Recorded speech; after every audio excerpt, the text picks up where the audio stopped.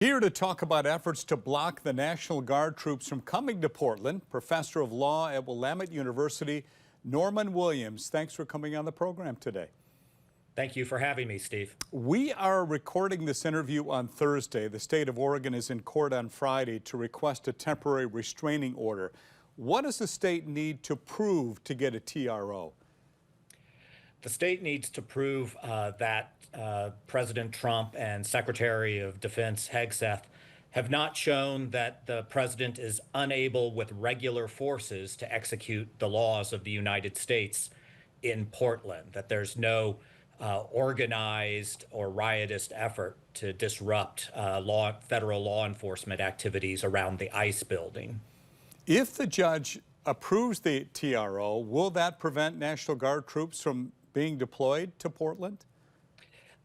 For some period of time, it would. The Trump administration would clearly appeal immediately to the U.S. Court of Appeals for the Ninth Circuit, which earlier this summer refused to allow a court to stop the federalization of California National Guard troops in Los Angeles.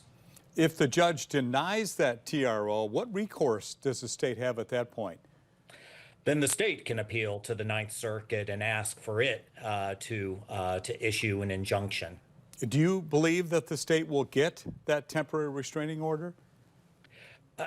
I'm hopeful on that point, though. The state does have to confront the Ninth Circuit ruling that President Trump was within his rights to federalize the California National Guard. It will really depend on how successful Oregon is in showing that what's going on in Portland isn't rising anywhere near the level of what was taking place in Los Angeles, where protesters were throwing Molotov cocktails, trying to use dumpsters as a battering ram to break into federal facilities.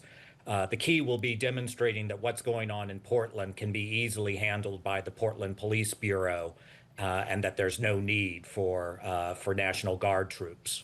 You may have heard the Trump administration is asking for a recusal because the judge is married to Oregon Congresswoman Suzanne Bonamici. Do you think the recusal will be granted here, and how much of a delay could that cause? Judge Simon is under no obligation to recuse himself under the federal recusal rules. He doesn't have any direct conflict of interest in this. He may choose to do so if he believes that he is unable to take an objective look at this case. But merely being married to a congressperson doesn't create that direct conflict. Federal judges married to state officials, to other federal officials, often preside in cases in which their spouse could, be said in some remote fashion to have an interest. Do you see this case eventually making its way to the U.S. Supreme Court? I do. I think both the California case and this case ultimately end up before the U.S. Supreme Court because it's a difficult question as to the extent to which the president can use the military forces of the United States for domestic law enforcement.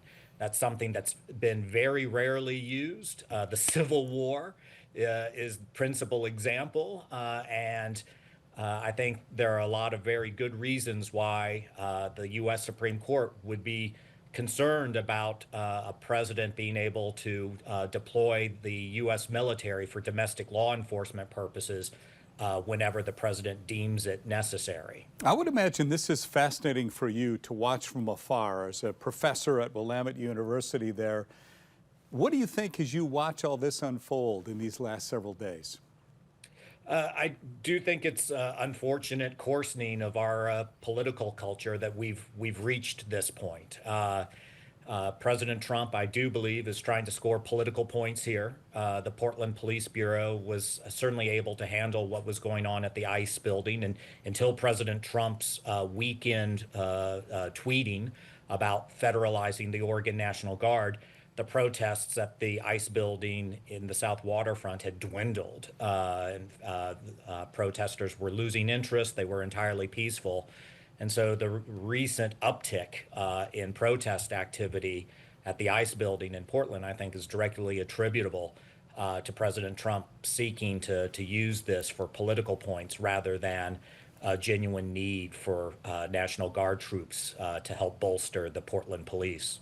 Professor Norman Williams, absolutely, we appreciate hearing from you, and thanks for coming on the program. Thank you, Steve. You bet.